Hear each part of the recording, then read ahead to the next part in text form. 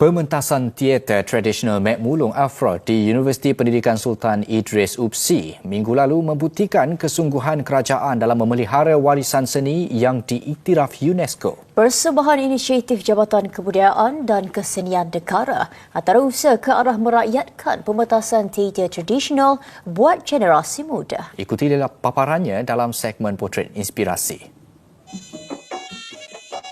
Pementasan yang berlangsung selama 2 hari pada 9 dan 10 Januari lalu di Dewan Tuanku Chancellor Kampus Sultan Azlan Shah itu mengangkat kisah putera Afrod yang berjuang menuntut keadilan demi ayahandanya. Menggabungkan unsur mitos, nilai kemanusiaan dan semangat pengorbanan. Pementasan berkenaan turut menjadi platform kepada penggiat seni tempatan mempersembahkan karya tradisi kepada khalayak moden.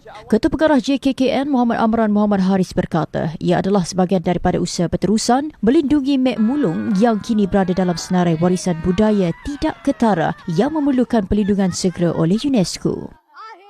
Walaupun teater tradisional, tetapi sambutan dan juga sokongan dan penerimaan di kalangan generasi muda sangat-sangat menggalakkan, dan usaha yang dibuat oleh jabatan adalah usaha untuk merakyatkan pementasan teater tradisional kepada generasi muda.